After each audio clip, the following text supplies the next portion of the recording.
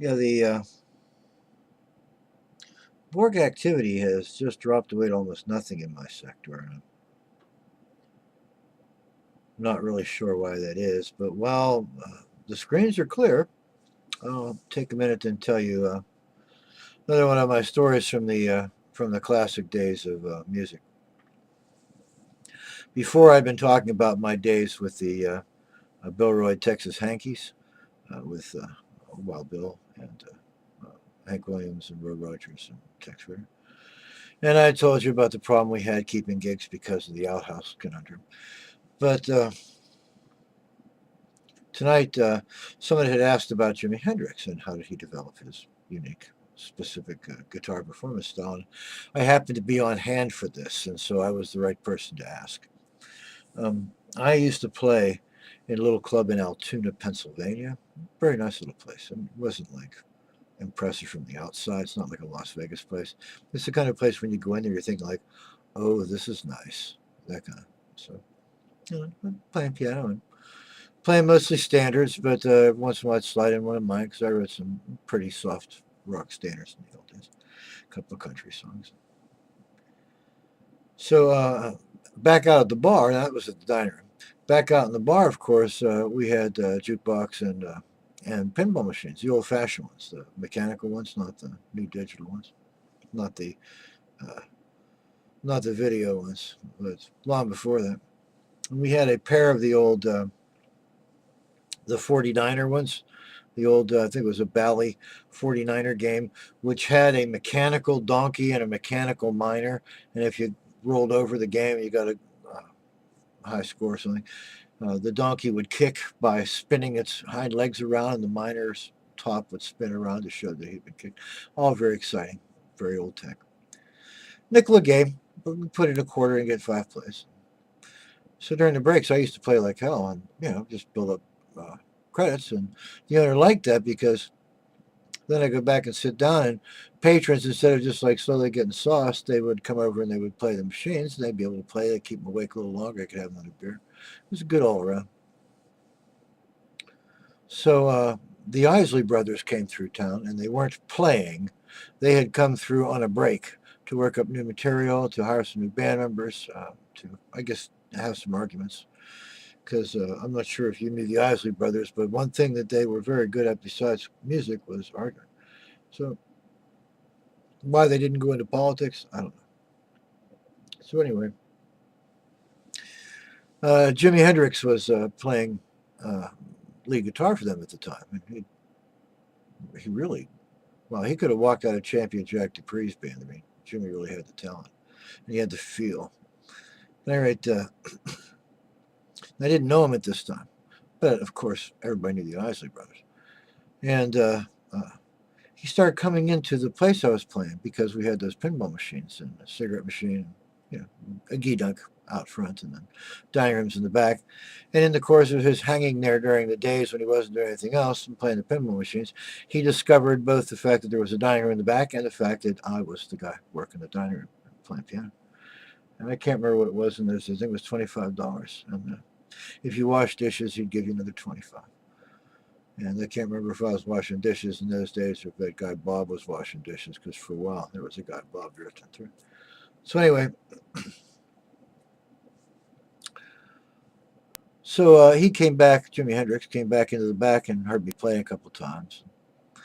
I came out front to catch him playing pinball a few times, and he came in to see me playing pinball a few times. And we kind of developed up a working, you know, oh, you're like some kind of artist guy, oh, you're some kind of artist guy kind of relationship. Well, we never really talked about anything, but one day he started commenting on the music, and then it turned out that he played guitar, and then we talked about it here and there. Eventually, he says, some of these rock songs that you play, I like them, and I would like to jam to them. And I was like, oh, yeah, everybody wants to jam to me. I'm Wild Bill. He didn't get it, but, to his credit, but still, I'm still miffed. So anyway, so he finally decided that he could bring his guitar in. He brought his guitar in. Of course, he was playing it upside down, backwards. And um, as you might have known by now, the kid had a beautiful blues lick feel for For blues lick guitar, B.B. King is not in his league. None of the people that we think of as the great blues guitarists are anywhere near Jimi Hendrix for the ability to transfer guitar technique to interpreting the blues. I don't think there was another guitarist in his league. But he had kind of a short attention span, and that's what the story is about. So, about this time, there was a guy I met that was coming east from Berkeley, California, a guy named Castaneda. And he was bringing his books east, and he had these really cool books about Yaqui Indian sorcery and American traditions and Mexican traditions and philosophy and creative and recreational chemistry and magic and philosophy. I guess it's philosophy, all kinds of interesting stuff. Kind of mishmashed in his book. It was the first of the real yuppie books, where you get a little piece of everything, but it doesn't really tie all together into a knot. But he was pursuing uh, a chimera that another famous writer had pursued, Vladimir Velikovsky, who believed that all the great events that were told about in Scripture, not just the Hebrew, Christian, Islamic Bibles, but also the Quran, but also in various mythical traditions, including Egyptian and Sumerian and Cimmerian and all these, and that many of these things had literally happened and had been prodigies in the sky and could be explained astronomically. So he had done that on his way. And here was Carlos Castaneda doing that in a more recent uh, temporal venue, but also very much the same. That these things were real, that they really happened, that you could find them, that they could be reproduced as experiments, and the results could be quantified. So very interesting stuff. But the important thing that he brought with him was he brought a vast expansion of the idea of what constituted recreational chemistry, because his Yaqui sorcerers in his books were all pretty much modeled after his Berkeley professors at the time, one of which was Timothy Leary. So there was a lot of mushroom eating and peyote eating and some more peyote eating, and a little bit of puking in the back there, and LSD eating, and oh wow, did I mention mushrooms and peyote and weed smoking?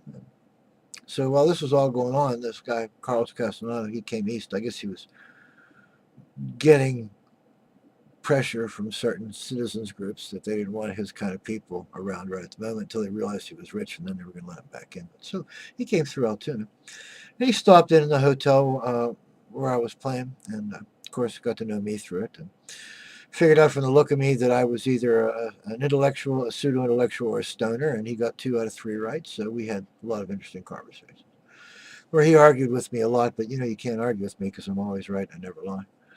So anyway, Jimi Hendrix got to be part of these conversations. So the 3 of us would sit up late at night and talk, and we'd smoke some weed in my room. We talk. So Carlos now got to know us. He brought out his stash.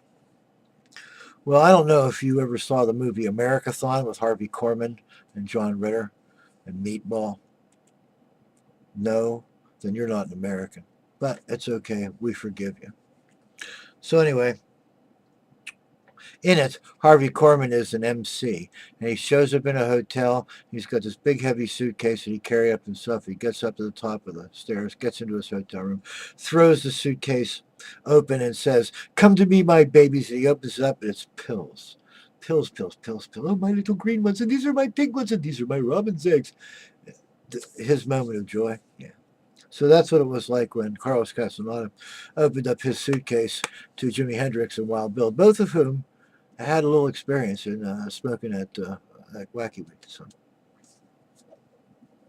before long, we were all pretty flogged. And, that went on till the morning, and that went on till the afternoon. And here I was going to go be playing pretty soon, in like 18 hours after we started all this. And so I says, I've got to go and play music. And Jimi Hendrix, of course, says, music? Well, I could do that too. So I'm going to come down with you, man. I'll play like some music from Mars, man. I'm like, okay, whatever that means. So we left. Carlos passed out on the bed and drooling. And we always turned his head so he wouldn't drool and choke himself. So anyway, so now we go down and we kind of pick our way across the room. It's a big open room and there's plenty of space between the chairs, but we can't seem to find it, so we keep banging and stuff. Finally get to the musical instruments, and Jimmy's got his guitar on stage by now. He's been playing, because it gives him something to do when he's not working with the boys. So we start playing a song, and it goes pretty well. We play another song, it goes pretty well. And you know what? We're rocking. And I have a sense of how good the performance is that isn't dependent on my intoxicated state. That I have like my super ego, that's all it does, is it runs roughshod over how's the music sound. And it's saying, you know what, this is pretty good.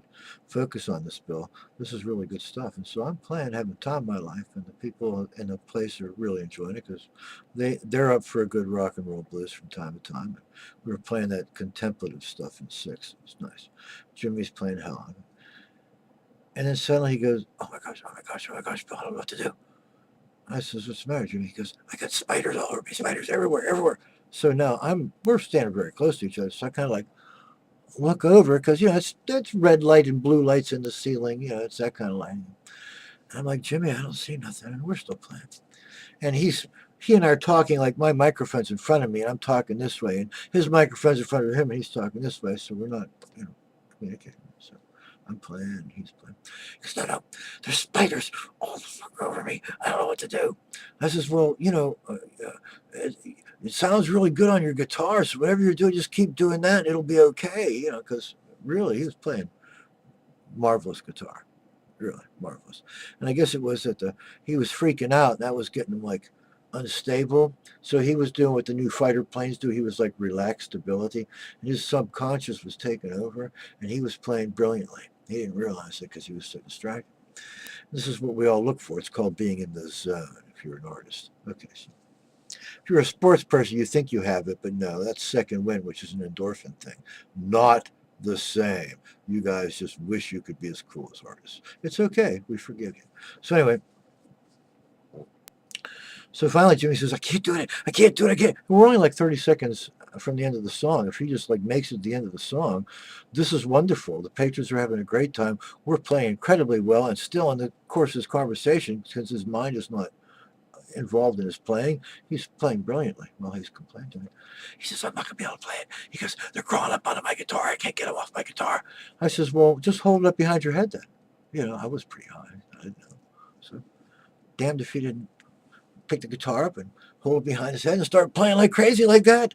And here the spiders couldn't reach it apparently. And so we finished out the song. I got him off the stage without the patrons understanding what was going on. We got him back up to the room. Just about then, Carlos is sort of like coming back to consciousness, and I says, Carlos, Mr. Hendrix here is having like a little extraordinary reaction from the amount of get high we've been doing tonight. So he's a noob, and if you could stop growing that rose out of the middle of your forehead and listen to me for a second, I think you should like talk him down, and I'm going to go out and finish the gig. So I'll see you. He went. I can't remember what happened because he kind of looked like a goldfish and his eyes were moving in different directions. And there was like rock and roll music coming from somewhere. And there was like an angelic choir. There was a lot of stuff happened in a short period of time. But anyway, the next thing I knew, of course, I was down there playing. And after the gig, I got a lot of like response from people, nice response. People says, man, is that fantastic? And who is that guy playing guitar? I says, hey, it's just some guy that the Isley Brothers picked up, some guy named Jimi Hendrix. And they're like, oh, we'll have to listen for him and blah, blah, blah. So, I got back to my room and he was gone and I never saw him again. So he must have bugged out. Probably bad choice of words, but he must have gotten out while the getting was good. And I never saw him again, but he went on to achieve some fame. Thought it was worth telling the story. Thank you very much. This has been another Wild Bill recollection. Talk to you next time.